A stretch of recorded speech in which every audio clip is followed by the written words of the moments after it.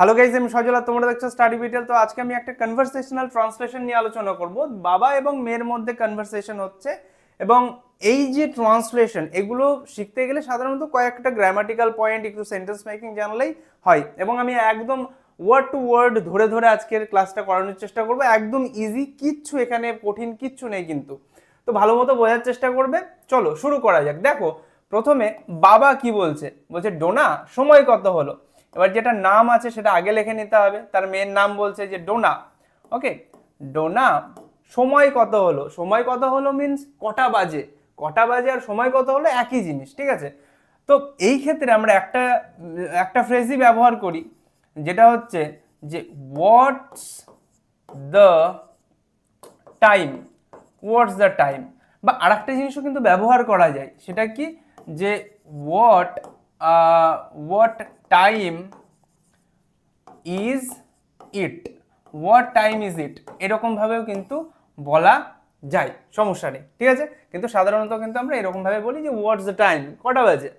তারপরে ডোনা বলছে যে বাবা এখন 10টা বাজে। বাবা, তোমরা ড্যাড লিখতে পারো, আমি ফাদার লিখছি, ঠিক আছে। FATH ইয়ার ফাদার বলছে এখন 10টা বাজে। যখন এরকম এখন অমুক এতটা বাজে, এখন 5টা বাজে, 8টা বাজে, 7টা বাজে, এই ক্ষেত্রে না আমাদের সাবজেক্ট হিসেবে, সময় বলতে গেলে সাবজেক্ট হিসেবে না ইটের ব্যবহার করতে হয়। তারপরে বিভার্বের, ইটের বিভার্বের ব্যবহার করতে হয়। ইটের পরে বিভার্ব কি বসে, ইজ বসে, আমরা জানি ইট ইজ, নর্মালি আমরা জানি। তারপরে কি বলছে, তারপরে যেটা বাজে সেটা বসাতে হয়। সে 10টা বাজুক, 5টা বাজুক, যাই বাজুক, সেটা বসাতে হয়। ইট এখন 10টা বাজে, তাহলে ইট ইজ কটা বাজে, 10টা, তাহলে 10, তারপরে ও, তারপরে ক্লক, 10 o'clock। এখন বাজে তো ওই কারণে এখানে নাও লিখে দেবো। ওকে, তাহলে এখন 10টা বাজে, ইট ইজ 10 o'clock নাও। ওকে ওকে। আচ্ছা, তারপরে বাবা কি বলছে, যে তুমি কি স্কুলে যাবে, প্রশ্ন করছে যে তুমি কি স্কুলে যাবে। এখানে একটা বিষয়, এখানে তো এই সেন্সটা জানতেই হবে, মানে মাথায় রাখতে হবে যে যাবে বলছে মানে ভবিষ্যতের কথা বলছে। আর ভবিষ্যতের কথা বললেই আমরা জানি যে উইলের ব্যবহার কিন্তু করতে হয়।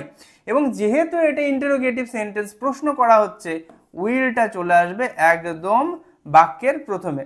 তারপরে সাবজেক্টকে তুমি কি স্কুলে যাবে, তাহলে উইল ইউ। আচ্ছা, এইখানে কি এর জন্য কিন্তু এক্সট্রা কিছু বসানোর দরকার নেই, ঠিক আছে। এবং হ্যাঁ এবং না এ উত্তর চাইছে, তো তো এখানে কি মানে যে ওয়ার্ড বসাবো এরকম না, তুমি কি স্কুলে যাবে, হ্যাঁ অথবা না, এরকম। তো যাই হোক, তাহলে উইল ইউ স্কুলে যাবে, যাওয়া অর্থে আমরা গোয়ের ব্যবহার করব। এবং গোয়ের পরে যেহেতু একটা ডেস্টিনেশনের যদি কোনো জায়গা উল্লেখ থাকে, সেই ক্ষেত্রে টু ব্যবহার করতে হয়। অবশ্যই জায়গা উল্লেখ আছে কোথায়, স্কুলে। তাহলে will you go to school. Okay, তুমি কি স্কুলে যাবে, will you go to school. এবার ডোনা কি বলছে, ডোনা বলছে না বাবা। না বাবা মানে নো ফাদার। ওকে, না বাবা, আজ আমি স্কুলে যেতে পারবো না। পারবো না, যখন এই পারা কথাটা আসে, পারার জন্য আমরা ব্যবহার করি হচ্ছে ক্যান। এবং পারবো না যেহেতু বলেছে, এর সাথে কিন্তু নট যোগ করে দিই। এবং এটার যে উচ্চারণ সেটা ক্যান নট, এরকম হয় না কিন্তু, ক্যানট, ক্যানট, ঠিক আছে। পারবো না থাকলে ক্যানট ব্যবহার করতে হয়। কে পারবে না, আমি যেতে পারবো না, তাহলে সাবজেক্টও পেয়ে গেলাম। আচ্ছা, তাহলে আমি আই, পারবো না ক্যানট। ওকে, আই ক্যানট, যেতে পারবো না, যাওয়া ইংরেজি কি, গো। তাহলে আই ক্যানট গো, আমি যেতে পারবো না আজ, টুডে। ওকে, আমি যেতে পারবো না আজ।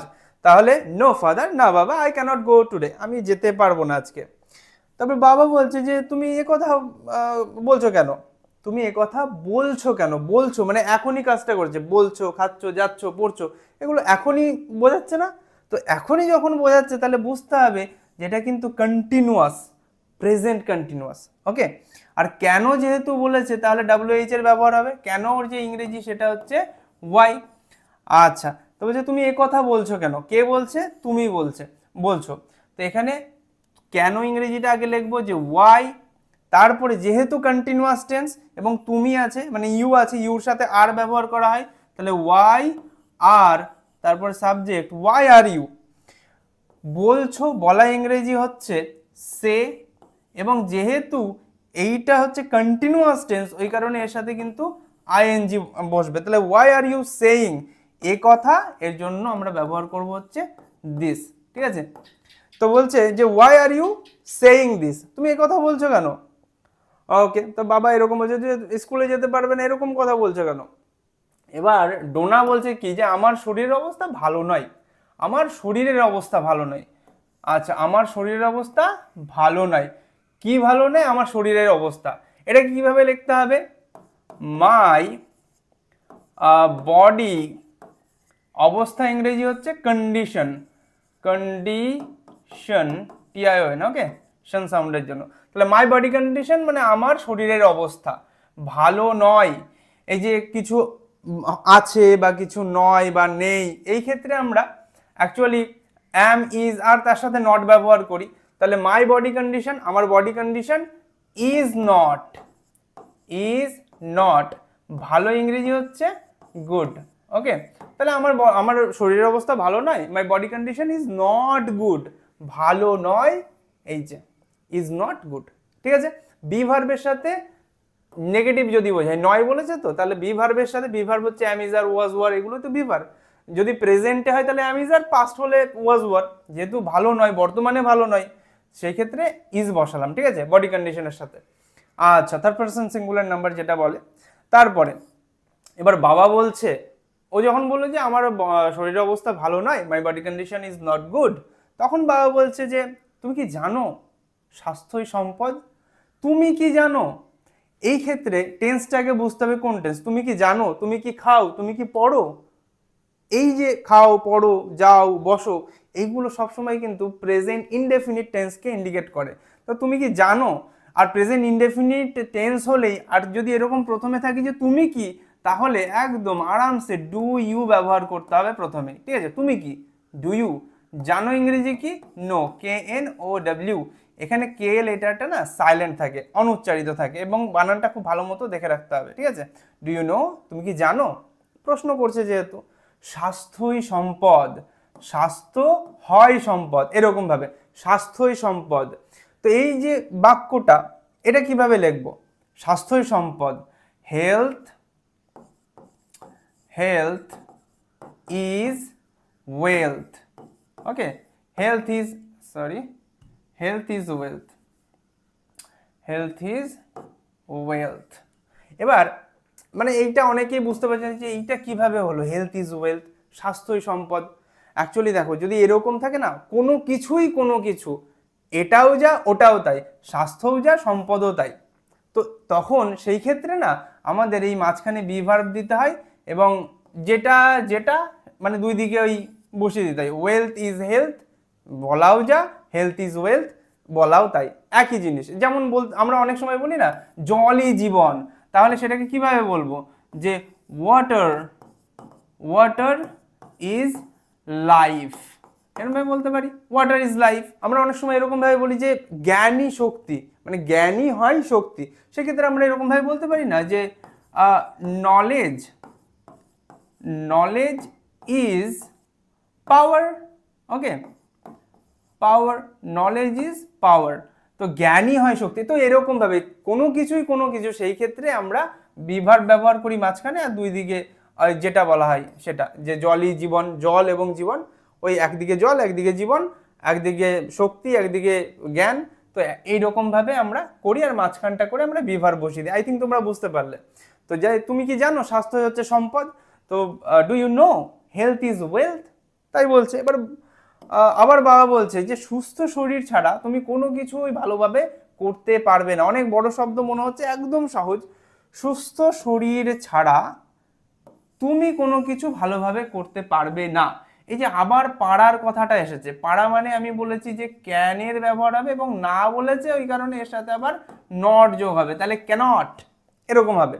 কে পারবে না? তুমি পারবে না। তাহলে সাবজেক্টও পেলাম, অক্সিলারি ভার্বটাও পেলাম, লিখতে শুরু করি। আচ্ছা, তাহলে কে পারবে না? তুমি, ইউ পারবে না, একদম লাস্টে আছে, এবং লাস্টেই থাকে এগুলো। ঠিক আছে, অ্যাকচুয়ালি সাবজেক্টের পরে না ভার্বটা লাস্টেই থাকে, এবং তারপর থেকে এদিকে এদিকে এদিকে এদিক করে ওই অ্যাকচুয়ালি ডান দিক থেকে বাদিকে আসতে হয়। আচ্ছা, তারপরে কি? করতে, করা ইংরেজি কি হয়? ডু। তারপর কোনো কিছুই ভালোভাবে, কোনো কিছুই, কোনো কিছুই ইংরেজি হচ্ছে এনিথিং, এনিথিং, কোনো কিছুই।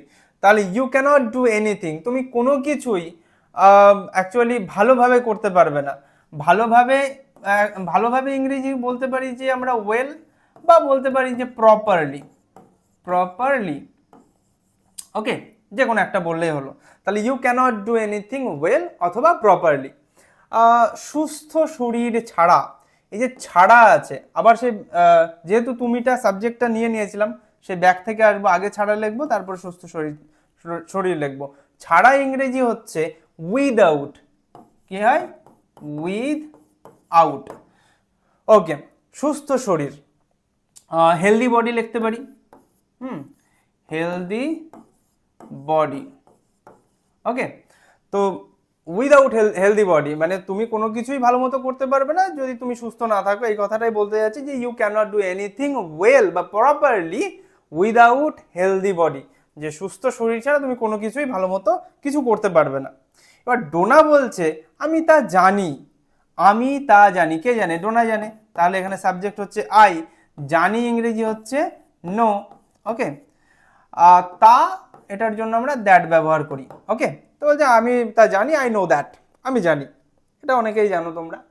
এবার বাবা আবার বলছে যে তোমার শরীর সম্পর্কে তোমাকে সচেতন হতে হবে, তোমার শরীর সম্পর্কে তোমাকে সচেতন হতে হবে। এই যে হতে হবে, এটার জন্য আমরা ব্যবহার করি হ্যাভ টু বি অথবা হ্যাজ টু বি, ঠিক আছে। অ্যাকর্ডিং টু সাবজেক্ট আমরা হ্যাভ বসাবো না হ্যাজ বসাবো সেটা দেখতে হয়। আচ্ছা, তাহলে তোমাকে সচেতন হতে হবে, কাকে সচেতন হতে হবে, তোমাকে, তাহলে ইউ হতে হবে, তাহলে হ্যাভ, ইউর সাথে হ্যাভ ব্যবহার করা হয়, হ্যাভ টু বি, সচেতন, তোমাকে সচেতন হতে হবে। এখানে বলতে পারি যে অ্যাওয়্যার, অ্যাওয়্যার, অথবা বলতে পারি যে কেয়ারফুল, ঠিক আছে, কেয়ারফুল বলতে পারি, অথবা কনসিয়াস বলতে পারি, ঠিক আছে। তাহলে you have to be aware, you have to be conscious, you have to be careful, তোমাকে সচেতন হতে হবে তোমার শরীর সম্পর্কে, সম্পর্কে আবার সে পিছন দিক থেকে আসবো, সম্পর্কে তোমার শরীর, সম্পর্ক ইংরেজি হচ্ছে অ্যাবাউট, ঠিক আছে। তোমার শরীর, your health, your health, okay. তাহলে তোমার শরীর সম্পর্কে তোমাকে সচেতন হতে হবে, you have to be aware about your health, okay. এবার আবার বাবা বলছে কি যে যদি তুমি না করো, মানে যদি তুমি এটা না করো, যদি তুমি তোমার শরীর সম্পর্কে সচেতন না হও, ভবিষ্যতে তোমাকে ভুগতে হবে। এই যে যদি তুমি এটা না করো তাহলে তোমার ওটা হবে, এটা হচ্ছে কন্ডিশনাল সেন্টেন্স, এবং কন্ডিশনাল সেন্টেন্সের ফার্স্ট কন্ডিশন, সেটাতে করতে হয় যে দুটো ক্লজ থাকে এখানে, এইটা একটা ক্লজ এবং এটা একটা ক্লজ। এই দুটো ক্লজের প্রথম যে ক্লজটা সেটা প্রেজেন্ট ইনডেফিনিট টেন্সে, এবং পরের যে ক্লজটা সেটা ফিউচার ইনডেফিনিট টেন্সে করতে হয়। তো এখানে যদির জন্য আমরা ব্যবহার করব হচ্ছে ইফ, এটা ভালো মতো দেখবে, ঠিক আছে। ইফ, তারপর সাবজেক্ট হচ্ছে তুমি, ইফ ইউ না করো, ইফ ইউ ডোন্ট ডু, ঠিক আছে, করা ইংরেজি হচ্ছে ডু, আর না ওই কারণে ডোন্ট ব্যবহার করা হচ্ছে। ইফ ইউ ডোন্ট ডু, এটা এখানে ইট ব্যবহার করতে পারি, ঠিক আছে, একটু এক্সট্রা করে ব্যবহার করলাম যেহেতু কিছু নেই, ইট ব্যবহার করলাম। If you don't do it, যদি তুমি এটা না করো ভবিষ্যতে তোমাকে ভুগতে হবে, কাকে ভুগতে হবে, তোমাকে ভুগতে হবে।